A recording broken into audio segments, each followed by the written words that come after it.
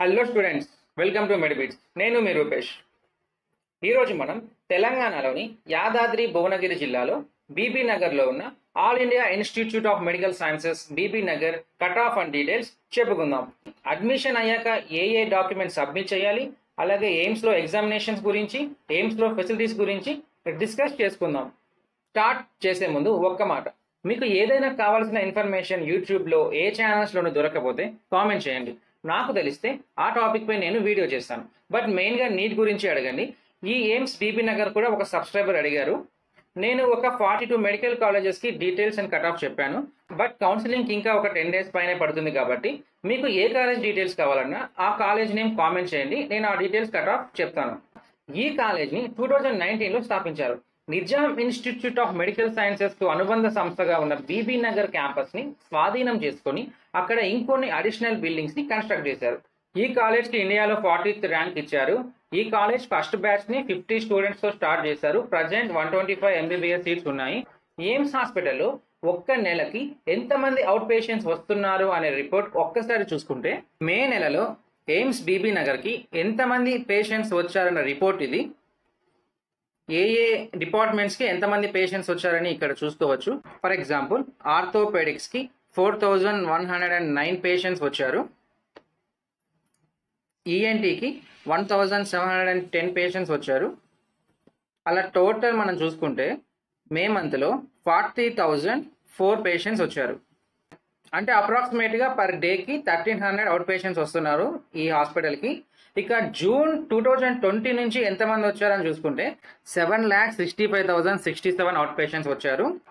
AIIMS BB Nagar గురించి full details ఈ పీడిఎఫ్లో ఉన్నాయి. దీంట్లో ఇంపార్టెంట్ పాయింట్స్ నేను మీకు చెప్తాను. ఒకవేళ మీకు పీడిఎఫ్ కావాలంటే ఈ పీడిఎఫ్ని టెలిగ్రామ్ ఛానల్లో పోస్ట్ చేశాను, మీరు అక్కడికి వెళ్ళి డౌన్లోడ్ చేసుకోండి.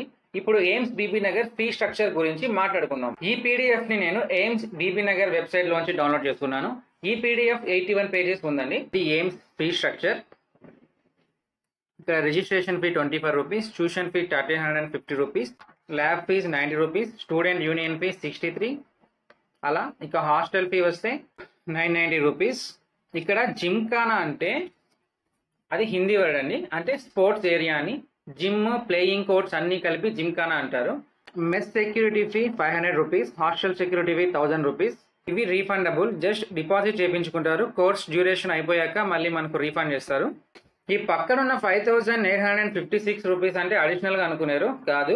ఈ లెఫ్ట్ సైడ్ ఉన్న అన్ని ఫీజ్ కలిపితే ఈ 5,856 రూపీస్ అవుతుంది. Examination fee 1000 rupees. ఇక్కడ irrespective of number of subjects అన్నాడు, అంటే సబ్జెక్ట్తో సంబంధం లేకుండా జస్ట్ ఎగ్జామ్కి మాత్రమే కట్టాలని. ఇకపోతే మెస్ ఫీ 69,350 రూపీస్ అవుతుంది. మెస్ ఫీ అంత అవుతుందా అంటే మనం ఎంచుకున్న మెనూని బట్టి ఉంటుంది. ఇక బుక్స్, మిగతా సోర్సెస్ అన్నిటికీ అప్రాక్సిమేట్గా ఒక 30,000 రూపీస్ అవుతుంది. ఇది ఆప్షనల్, మీరు కట్టచ్చు కట్టకపోవచ్చు, ఇది మీ చాయిస్. ఇక ఇక్కడ మీకు ఎయిమ్స్ బీబీ నగర్లో అడ్మిషన్ ప్రొసీజర్లో ఈచ్ అండ్ ఎవ్రీ స్టెప్ ఇచ్చారు. సెకండ్ ఫ్లోర్లో డీన్ ఆఫీస్ ఉంటుంది. అక్కడ అవుట్ ఛాంబర్ వెయిటింగ్ ఏరియాకి వెళ్ళాలి. చెక్ లిస్ట్లోని అన్ని ఎసెన్షియల్ డాక్యుమెంట్స్తో క్యాండిడేట్ మాత్రమే వెళ్ళాలి, అంటే స్టూడెంట్ మాత్రమే వెళ్ళాలి. కంప్లీట్ డాక్యుమెంట్ వెరిఫికేషన్ జరుగుతుంది. ఆ తర్వాత అడ్మిషన్ ఫీ సబ్మిట్ చేయాలి. ఆ తర్వాత మీరు డాక్యుమెంట్ సబ్మిషన్ రిసిప్ట్ని, ఫీ రిసిప్ట్ని మీరు తీసుకోవాలి.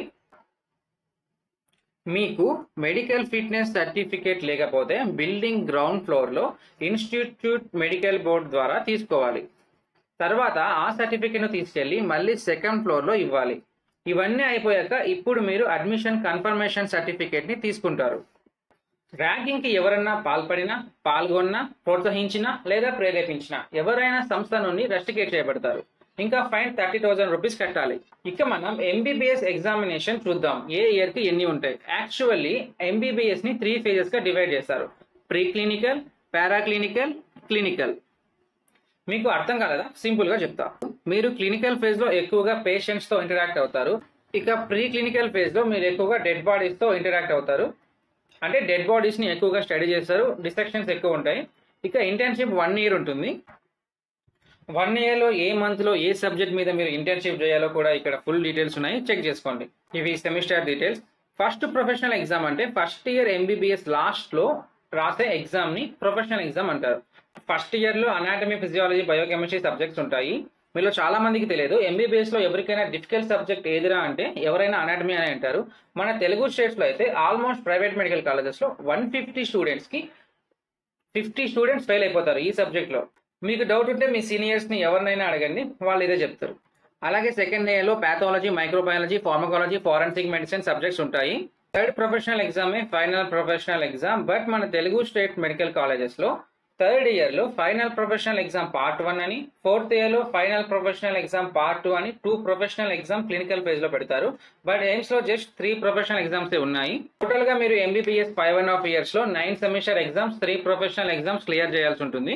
ఇక్కడ అటెండెన్స్ ఎవరీ సబ్జెక్ట్లో మినిమం 65% ఉండాలి. అంటే ఇప్పుడు మాదిరి డేకి అటెండెన్స్ కాదండి, సబ్జెక్ట్కి అటెండెన్స్ తీసుకుంటారు. ప్రాక్టికల్స్కి కూడా సపరేట్గా అటెండెన్స్ తీసుకుంటారు.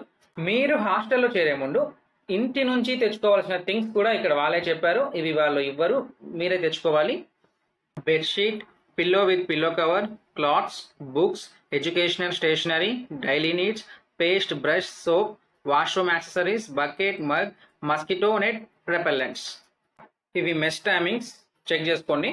బీబీ నగర్లో స్టూడెంట్ లైఫ్ అండ్ ఫెసిలిటీస్ చూసుకుంటే కొన్ని రూమ్స్ 2 షేర్ ఉన్నాయి, అలాగే 3 షేరింగ్ రూమ్స్ కూడా ఉన్నాయి. ప్రతి స్టూడెంట్కి కబోర్డ్, టేబుల్, ఇంకా చైర్ ఉన్నాయి.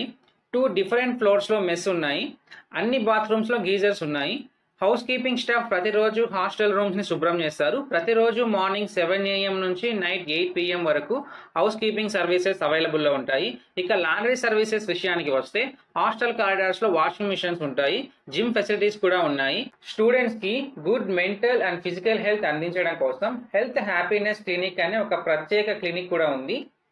ఈ కాలేజ్కి దేశంలోని నలుమూలల నుంచి స్టూడెంట్స్ వస్తారు కాబట్టి కాలేజ్లో అందరూ ఓనం, బతుకమ్మ, దీపావళి, ఈద్, క్రిస్మస్ వంటి వివిధ రాష్ట్రాలకు చెందిన పండుగలను కూడా సెలబ్రేట్ చేసుకుంటారు. ఈ ఇన్స్టిట్యూషన్కి అంతా కూడా సెంట్రల్ గవర్నమెంటే ఫండింగ్ ఇస్తుంది. So central government affiliated colleges కాబట్టి ఈ కాలేజెస్కి ఎక్కువ ఫండింగ్ వస్తుంది స్టేట్ కాలేజెస్తో పోల్చుకుంటే. అలాగే సెంట్రల్ గవర్నమెంట్ ఇచ్చిన హెల్త్ స్కీమ్స్ ద్వారా చాలామంది ఈ హాస్పిటల్లో లబ్ధి పొందుతున్నారు. ల్యాబ్ రీసెర్చ్ కోసం ఎటువంటి చార్జెస్ లేకుండా స్టూడెంట్స్ పూర్తిగా ల్యాబ్స్ని యూజ్ చేసుకోవచ్చు. ఇక మనం AIIMS Bibinagar cut off చూసేద్దాం. ఇది కట్ ఆఫ్ ర్యాంక్ అండి, మార్క్స్ కాదు, ఆల్ ఇండియా ర్యాంక్. ఇది జనరల్ కేటగిరీలో 2811 ఆల్ ఇండియా ర్యాంక్ దగ్గర ఆగిపోయింది.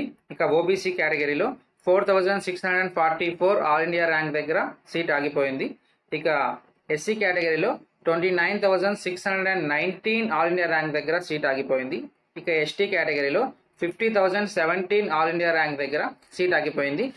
పక్కన నేను 2022లో ఆగిపోయిన కట్ ఆఫ్ ర్యాంక్ కూడా నేను మెన్షన్ చేశాను, చెక్ చేసుకోండి డిఫరెన్స్ ఎంత ఉందో కూడా. మీకు ఈరోజు ఎయిమ్స్ బీబీ నగర్ గురించి ఫుల్ డీటెయిల్స్ ఇచ్చేసాను. వీడియో నచ్చితే లైక్ చేసి ఛానల్ని సబ్స్క్రైబ్ చేసుకోండి, సబ్స్క్రైబ్ చేయడం మర్చిపోకండి. అలాగే వీడియోని లైక్ చేయండి, వీడియోకి ఎక్కువ లైక్స్ వస్తేనే ఆ వీడియో ఎక్కువ మందికి రీచ్ అవుతుంది. Okay, thank you. నెక్స్ట్ వీడియోలో మళ్ళీ కలుద్దాం. Bye bye.